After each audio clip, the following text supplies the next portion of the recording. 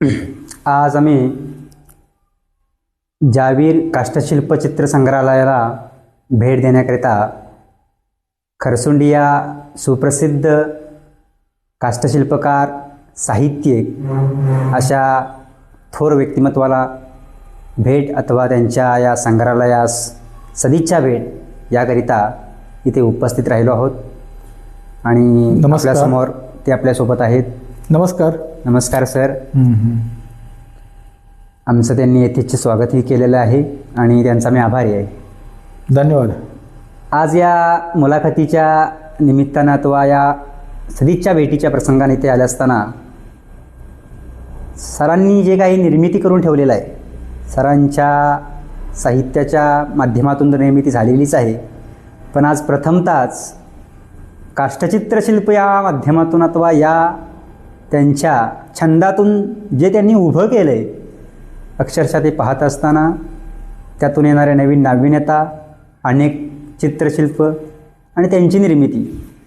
Sir, तुमच्या या छंदाची सुरुवात अथवा हे काष्टचित्रशिल्प याची तुम्हाला गवसणी कुठून झाली?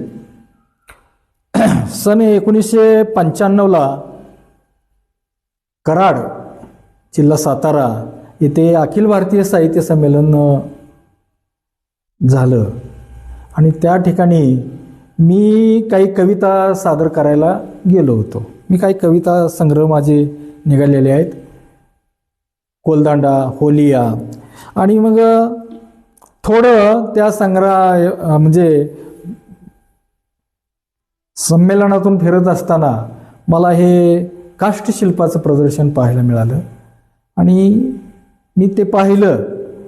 विनायक पलुसकर नावाची व्यक्ती होती, तर मी त्यांची थोडी मुलाखत घेतली. ते तुम्ही काय करता म्हणून विचारलं, तर ते म्हणाले मी बँकेत क्लार्क आहे. आणि मग मी मनाशी ठरवलं मी पेशाने शिक्षक आहे, एक क्लार्क जर असं काष्टशिल्प घडवत असेल, मी तर शिक्षक आहे, मला वेळ भरपूर असतो, शनिवार रविवार वगैरे, दिवाळी सुट्टी, उन्हाळा सुट्टी, आणि या काष्टशिल्पकलेकडे वळलो. या काष्टशिल्पकलेकडं असं वळत असताना तुमच्या एकूणच जो तुमचा पेशा अथवा तुमची नोकरी अथवा तुम्ही शिक्षक होतात आणि हे वेगळं असं अंग काष्टशिल्पचित्र, या सर्व बाबी घडत असताना तुमच्या त्या मनामध्ये काय असं आलं की इथं हे काम केलंच पाहिजे? कसं आहे, शिक्षक हा अष्टपैलू व्यक्तिमत्वाचा असावा. असं शिक्षक हा अष्टपैलू व्यक्तिमत्वाचा असावा. जर आडात असेल तर पोहऱ्यात येतं. या उक्तीनं मी शिक्षक या नात्यानं अनेक कला जोपासल्या. यामध्ये चित्रकला आणि लेखन, परत सुंदर हस्ताक्षर आणि पर्यायानं ही काष्टशिल्पकला. या काष्टशिल्पकलेबद्दल मी वर्तमानपत्रातून काही लेख वाचले आणि चला म्हटलं आपण जमते का बघावं, आणि मी आता. तुम्ही यामध्ये प्रथमतः कोणतं असं काष्टशिल्प बनवलं अथवा तुमच्या हातून ते घडलं त्याबद्दल थोडंसं? सातारा जिल्ह्यातील मारोला हवेलीची भागशाळा दिवशी ढेबेवाडीच्या खोऱ्यात आहे. तर तिथं आमची भागशाळा होती आणि जंगलामध्येच. तर शाळेजवळच एक वटलेलं असं खोड होतं सागाचं. कार्यानुभवचा तास आणि तासाला त्या मुलं मी नेली आणि ते वटलेलं खोड असं ढकलून दिलं खाली. तर त्यामध्ये नको असलेल्या फांद्या मी काढल्या तोडून आणि त्यामध्ये मला गरुड बैठक नावाचं काष्टशिल्प मिळालं. आणि ज्यावेळी भेटलं त्यावेळी ती असं कोणाकोणाला तुम्ही दाखवलं अथवा ते कोणी पाहिलं आणि तुमचा त्यांच्याशी असलेला संवाद कसा झाला? आता हे या काष्टशिल्प तसे माझ्या बदल्या सतत होत गेल्या, पण हे प्रदर्शनाला मी गणपती उत्सवाला ठेवलं होतं. पण ते माझं पहिलं काष्टशिल्प एवढं खरं. पण आणि प्रभू रामचंद्राचं ते वाहन म्हणून टाटा बिर्ला वगैरे असं ते ह्याला सज्जनगडला येतात असं ऐकून होतो. आणि तिथं तुमच्या म्हणजे चाफळ, राम मंदिर चाफळ, तर त्या ठिकाणी तुमचं काष्टशिल्पाला मागणी होईल असं. पण ते मागणी वगैरे मी ते पाहिलंच नाही, पण जशा बदल्या होईल ते मी सोबत वाहत गेलो आणि ते माझं पहिलं काष्टशिल्प. आणि तिथून हा प्रवास चालू झाला. हा प्रवास सुरू झाला. आणि या प्रवासामध्ये नंतर अनेक काष्टशिल्प तुमच्या हातून घडत गेली. हो हो हो. आणि ती निर्मिती करत असताना तुम्ही समाजामधील जे काही गोष्टी आहेत हा हा हा त्यांचा एकूणच जो काही सलोखा आहे तो तुमच्या शैलीमधून, झाडाचं मूळ असेल, त्याचं खोड असेल, याच्या या माध्यमातून अथवा त्या बाबीमधून हे कसं घेता येईल याचा प्रवास करत गेलात. मला हे ऐकायला आवडेल की तुम्ही जो पंढरीचा पांडुरंग आहे त्याच्यामधूनही काही काष्टशिल्पांची निर्मिती तुम्ही केलेली आहे. हो हो. कॉमन मॅन, आर के लक्ष्मणचा कॉमन मॅन असे एक काष्टशिल्प आहे. पण मी तर म्हणतो ते मानुष्य आकृती आहे. मी तर म्हणतो तो पंढरपूरचा विठोबा आहे. आणि अन्याय अत्याचाराच्या विरोधात लढण्यासाठी कमरेचे हात सोडून लढायला तयार आहे असं ते काष्टशिल्प आहे. म्हणजे तुम्हाला असं वाटतं की पंढरीचा पांडुरंग हा समाजातील ज्या वंचित भाग आहे अथवा ज्याला असं वाटतं की आता मी यामधून बाहेर पडण्यासाठी अथवा माझा एक सखा सोबती असावा, त्या पद्धतीने तुम्ही त्याला रेखाटण्याचा प्रयत्न केला. अगदी अगदी. हे कुठून येतं सगळं? हे कुठून येतं हे सांगणं खूप अवघड आहे. पण प्रत्येक माणसाच्या अंगी काहीतरी सुप्त गुण असतात, पण त्याचा विकास तो करत नाही. तर नो दाय सेल्फ, स्वतःला ओळखा असं. तर मी स्वतःला ओळखलं, माझ्यात बरेच काही दडलेलं आहे आणि ते याच्या रूपानं बाहेर पडलेलं आहे. मग लेखन असेल, काष्टशिल्पकला असेल, चित्रकला असेल, काही टाकावातून टिकाऊ वस्तू निर्मिती असेल, या माध्यमातून ते सर्व पाहता आलं अथवा तुमची दृष्टी त्या आणि तेवढ्याच उमेदीनं अध्यापन पण इंग्रजीचं केलं मी. इंग्रजीचं अध्यापन करत असताना हे काम अशा दुहेरंगी पात्रामधून तुम्ही जात असताना तुम्हाला कधी वाटलं नाही का की माझ्या ज्या मुळच्या शिक्षकी अथवा जे मी स्वतःहून करतोय त्याच्यामध्ये आणि याच्यामध्ये थोडीशी गफलत अथवा मला वेळ असा मिळणार नाही अथवा? नाही, आवड असेल तर सवड होते, आवड नसेल तर सवड होणार नाही.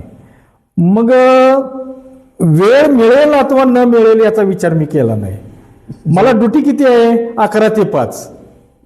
तिथून पुढं काम करण्याची वृत्ती आणि एक झोकून देण्याची प्रवृत्ती. रात्रंदिवस मी याचा शोध घेत राहिलोय आणि संग्रह केलाय. म्हणजे हे सर्व करत असताना तुमच्या अंगातला एक सुप्त गुण आहे अथवा जो चिकाटीचा आणि जिद्दीचा जो एक भाग असतो त्या माध्यमातून हे सगळं घडत गेलं. ह्या काष्टशिल्पचित्रामध्येच काम करत असताना तुम्ही विविधांगी प्रकारच्या काष्टशिल्पांची निर्मिती केली. तुम्ही तथागतांच्या काही काष्टशिल्पांची देखील निर्मिती केलेली आहे आणि तथागतांची जी एक दृष्टी होती त्यामधून ते दाखवण्याचा प्रयत्न तुम्ही केलेला मला सांगितलं. त्याबद्दल एक दृष्टी सांगाल तर? ते वृद्ध स्त्री, लटपटणारी वृद्ध स्त्री असं त्या काष्टशिल्पाचं नाव आहे. तर त्याचे असं आहे की सिद्धार्थ गौतम बुद्ध एक राजगृहातील माणूस आणि ऐश्वर्य भरपूर आणि कालिंदी नदीच्या पाण्यावरून न्याय निवाड्यासाठी माणसं यायची, भांडायची आणि हे भांडणं मिटवून ते वैतागले तरी ही माणसं भांडायची थांबत नाहीत. आणि मग सिद्धार्थ गौतमाने ती एक दिवशी ती लटपटणारी स्त्री पाहिली आणि त्यांना दुःखाची जाणीव झाली आणि अशा प्रसंगी त्यांनी ते राजवैभव सोडलं आणि पुढे ते बुद्ध झाले. ज्या पद्धतीने तुम्ही काष्टशिल्पचित्र शैली जोपासली त्या पद्धतीनेच तुम्ही ग्रामीण बाज असणारा एक साहित्यिक आणि लेखक म्हणून देखील नाव कमावलं. हो हो हो हो. आणि तुमचे काही कथासंग्रह असतील अथवा काही काव्यसंग्रह असतील ते देखील तुम्ही प्रशिक्षित आणि प्रसिद्धीस आणले. हो हो. आम्हाला काहींची नावं सांगू शकाल का? होलिया माझा पहिला काव्यसंग्रह आहे. होलार समाजातील मी पहिला लेखक आहे. तर होलिया 1993ला महाराष्ट्र राज्य साहित्य आणि संस्कृती मंडळाचं अनुदान मिळालं मला आणि त्यातून हा प्रकाशित झाला. पुढे याला अण्णाभाऊ साठे साहित्य पुरस्कार प्राप्त झालेला आहे. त्यानंतर सप्तरंगी कला ललित लेख संग्रह प्रकाशित झाला. नंतर वाजाप माझा कथासंग्रह आहे. तर त्या कथासंग्रहाला महाराष्ट्र शासनाचा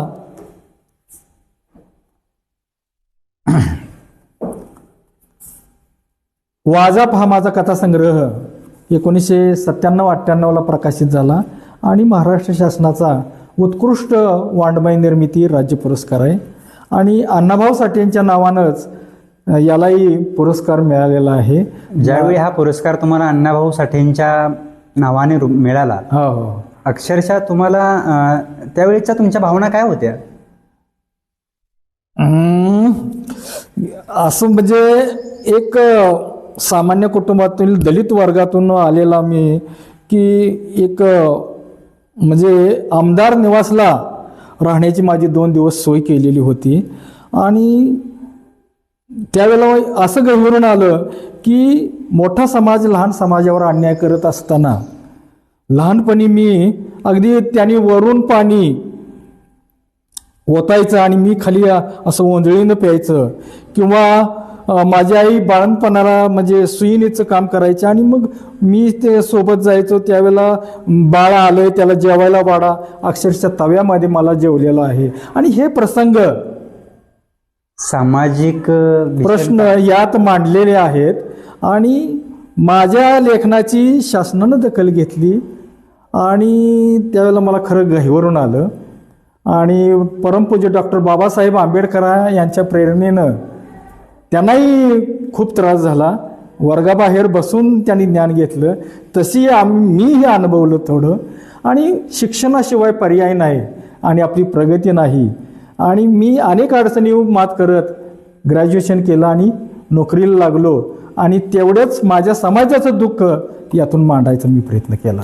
समाजाबद्दलची आस्था आणि एकूणच समाज परिवर्तन या गोष्टीतून माध्यमातून काम करत असताना लेखन शैली अथवा साहित्य ही खूप मोठी गरज अथवा खूप मोठी एक संधी आहे, ज्यामधून आपण त्या परिवर्तनाच्या एका आवाजाला बुलंद करू शकतो असं तुम्हाला वाटलं? असे ओके. आणि त्या माध्यमातून तुम्ही हे काम केलं? हो हो हो. सर, हे काम करत असताना अशा काही सामाजिक विवंचना तुमच्या निदर्शनास आल्या का, अथवा तुम्हाला ती भयानक परिस्थिती काय अनुभवास आली का? तशा असंख्य प्रसंगाची मालिकाच आहे. म्हणजे अन्याय, अत्याचार, अस्पृश्यता, परत सुशिक्षित बेकारपणा, परत हा वाजंत्री धंदा जो वाजाप आहे एक प्रकारचं गुलामीजी नाही. एकदा तर असा प्रसंग झाला की तो वाजंत्री वाजत असताना बैलानं शिंग खूप असलं, त्याच्या काखेतून गेलं शिंग आणि ते त्याच्या हृदयात जर पोटात घुसलं असतं तर म्हणजे हे एक प्रकारचं गुलामीजी नाही. हे जगणं अगदी जीवावर बेतणार आणि अक्षरशः हृदयाचा ठाव घेऊन आणि नवीन जगाकडे पाहण्याच्या एक वेगळ्या अंगानं पाहणार. हो. तर हे गुलामी जीवनामध्ये त्याचं प्रत्यंत मी म्हणजे वर्णन केलेलं आहे. यामध्ये सुद्धा कथा आहेत. आणि तर लोकांचं मनोरंजन होतंय, पैसा मिळतोय, पण एकंदरीत त्याचा जीव जातोय ना. रंजनापेक्षा गुंजन महत्वाचं आहे. हा, गुंजन महत्वाचं आहे. तर त्यांची काही दुःख आहेत, ते शासनाने कलाकार मानधन त्यांना द्यावं, माणूस म्हणून जगण्याच्या उपल बाहेर यावेत. आणि बऱ्याच वेळेला असं होतं की थोडं त्याला पैसे मिळतात आणि व्यसनाधीन ही माणसं होतात. तर या व्यसनाधीनतेचं कारण खरं तर त्यावेळेची ती परिस्थिती अथवा एकूणच अज्ञानाचं कारण असेल. अज्ञान तर आहेच, पण एक ते वाजंत्री धंदा करणं म्हणा, त्या कलेत वाहून बेभान होऊन हे करणं आणि श्रम परिहार, शरीर दुखतंय बरं का ते नाचताना वगैरे वाजवताना वगैरे, आणि श्रम परिहार म्हणून ते व्यसन होतात, एकमेकाच्या नादान घेतात, परंतु त्यात इतके गळून जातात की स्वतःची बर्बादी करतात आणि कुटुंबाची बर्बादी होतात आणि एकूण समाजाला कीड लागते. याच्यातून बाहेर काढण्याकरता त्यात प्रबोधनाची गरज आहे आणि प्रबोधनाची गरज आहे. त्याकरता आणि एकूण ते जिनं आहे वाजंत्री काम जे आहे ते मी गुलामी जिनं समजते.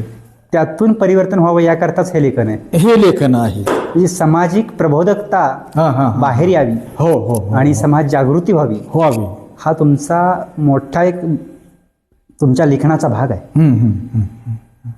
सर, तुमच्या स्वतःच्या जीवनामध्ये अथवा एकूणच आजपर्यंतच्या आयुष्यामध्ये आई नावाचं पात्र, आणि काय महत्व आहे तुम्हाला आई नावाच्या पात्राचं? आई माझं गीत नुकतंच एक प्रकाशित झालेलं आहे. आई, माझी आई, मी 1 वर्षाचा असताना वडील वारले. माझी आई खूप कष्ट करायची, पडेल ते काम करायची, काम करताना लाजत नसे, आणि तिच्या पायामध्ये पण कुरूप होतं. तिला काम व्हायचं नाही, कोण काम द्यायचे नाहीत. आणि त्यावेळेला मी विचारायचो, ती शेळ्या वगैरे राखायची, मी म्हणायचो कशाला इतकं राबतेस वगैरे असं तसं. तर त्यावेळेला म्हणायचे, बाबा रे, हे आमचं जिणं आमच्या संग, पण हे जिणं तुला येऊ नये, तू शिक. बाबासाहेबांचा एक प्रकारे शिक्षणाचा जो एक आवेग होता, तो तुमच्यामध्ये येण्याकरता आईचं कष्ट. आणि एकूण बेंद्राला तोरण बांधणे प्रकार जो आहे ते मातंग समाजाकडे आहे, प्रसंगी होलार समाजाकडे आहे.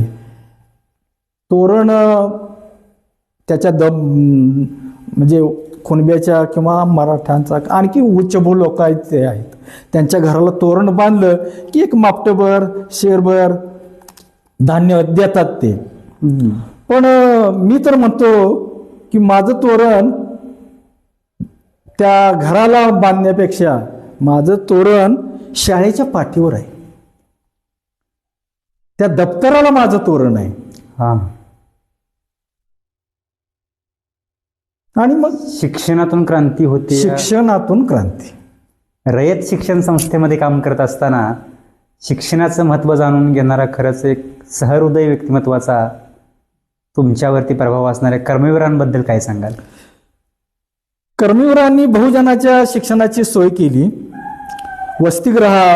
वसतिगृह चालू केली, आणि मीही शिक्षण वसतिगृहातून त्यांच्या शिक्षण घेतलेलं आहे. प्रसंगी भातावर सुद्धा रात्र काढलेली आहे. कर्मवीर अण्णांनी ज्या शिक्षण संस्था अथवा वसतिगृह उभारली, हो, त्या माध्यमातून तुमचं सुद्धा शिक्षण त्यामध्ये झालेलं आहे. आणि स्वावलंब, सदाचार आणि स्वाभिमान शिक्षण ही चतुर्सूत्री त्यांनी दिली, ती आम्ही अंमलात आणली. आणि पूर्ण 34 वर्ष सेवा मी त्यांच्या निष्ठेनं वेगवेगळ्या शाखेतून, डोंगरदऱ्यातून, पायानं अपंग असताना सुद्धा मी केलेली आहे, पण कुठेही कुरकुर केलेली नाही. सेवेमध्ये तत्परता दाखवून ते काम करत गेला. अगदी अगदी अगदी. तुमचा हा शाळेतील इंग्रजी हा विषय, आणि त्यामधून तुम्ही काम करत गेलात. होय. त्या विषयाची तुम्हाला आवड, आणि त्यातून तुम्ही अनेक विद्यार्थी घडवलेत. आज 1-2 विद्यार्थ्यांची तुम्ही नावं सांगू शकाल की? आज ती मंदार गोंजारी म्हणून वृत्त निवेदक आहे पा, ABP माझाला. परत गवळी म्हणून आता तहसीलदार आहेत. परत वकील आहेत, भरपूर लेखक आहेत. या मुलांचा कधी, शिक्षक आहेत, या मुलांचा कधी तुमच्याशी संवाद होतो? संवाद होतो. एकदा काय झालं बघा, मी पुण्याला प्रॉव्हिडंट फंडाच्या कामाच्या निमित्तानं गेलो होतो, आणि मी काम झालं आणि पेट्यानं चाललो होतो, आणि 2 मुलं माझ्या समोरून आली आणि पटकन माझ्या पाया पडली. मी म्हटलं, बाबा कुठलं काय? सर म्हणला, तुम्ही जावीर सर का? तर हो. मग तुम्ही आम्हाला करमाळा वांगी नंबर 3ला होता, तर तुम्ही शाळा सुरू होण्यापूर्वी अर्धा तास शिकवत होता, आणि शाळा सुटल्यानंतर पण अर्धा तास शिकवत होता, आणि त्याचा परिणाम म्हणून आम्ही D.Ed झालो, आणि आता आम्ही शिक्षक आहोत. म्हणजे शिक्षणातून नवीन शैक्षणिक क्रांती उभारण्याचा एक मेरू. मला गहिवरून आलं, अरे तुम्ही केलं, तुम्ही यशस्वी झाला. आणि खरं म्हणजे असं, माझी मुलाखत कर्मवीर भाऊराव पाटील यांचे चिरंजीव आप्पासाहेब पाटलांनी मुलाखत घेतली आणि ते म्हणाले, तू अपंग आहेस, कसं काय काम करशील? तर मी म्हणले, मी अपंगाच्या आड दडणार नाही, म्हणले मला कामाची संधी द्या. आणि त्यानंतर मला नोकरी मिळाली आणि मी काही पुस्तकं पण लिहिली आणि मला राज्य पुरस्कार मिळाला. आणि मी त्यांना बोललो की तुमच्या आशीर्वादानं मी नोकरी मिळाली आणि असं मी आता लेखक पण झालो. म्हणली, अरे बाळा, आशीर्वादानं कोणाचं चांगलं होत नाही, तुझं कर्तृत्व फार महत्वाचं आहे. कर्तृत्वातून माणसं उभी राहतात आणि तोच एक तुमच्यामध्ये असणारा गुण त्यांनी तुम्हाला सांगितला. कर्तृत्व फार महत्वाचं.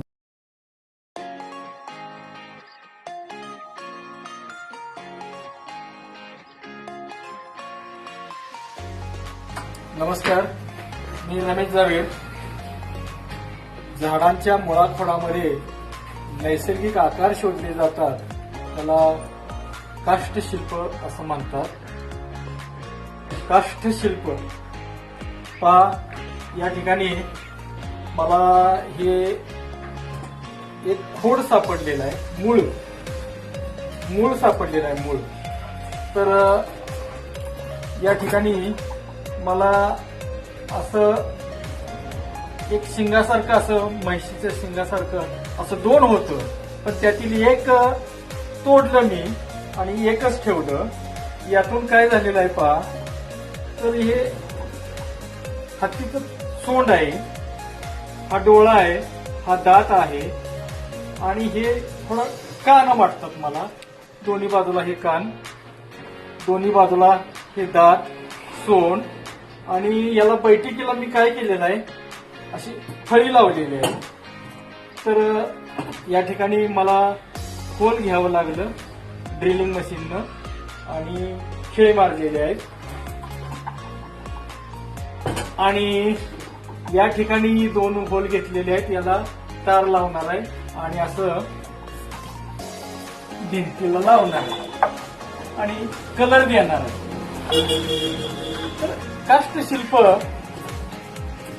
एक शोभेची वस्तू म्हणून त्याच्याकडं पाहिलं जातं. तथापि अशा ह्या काष्ठशिल्पांना गृह सजावटीसाठी, त्याचबरोबर मोठ्या ऑफिसमधून किंवा हॉटेलमधून मागणी असते. तर अशी काही काष्ठशिल्प तयार करून विकून आपण चरितार्थ साधू शकतो. ही कला मी छंद म्हणून जोपासलेली आहे. मी सेवानिवृत्त मुख्याध्यापक, न्यू इंग्लिश स्कूल, येळगुड, जिल्हा कोल्हापूर या ठिकाणी सेवानिवृत्त झालेलो आहे आणि खरसुंडी या ठिकाणी मी राहतो आहे. धन्यवाद. सहभागी व्हा, सबस्क्राईब करा आणि संदेश प्रत्येक घरापर्यंत पोहोचवा. शेअर करा. तुमच्या साथीतूनच घडेल बदल, कारण हा आहे जनतेचा आवाज. Voice of इंदुबाळ.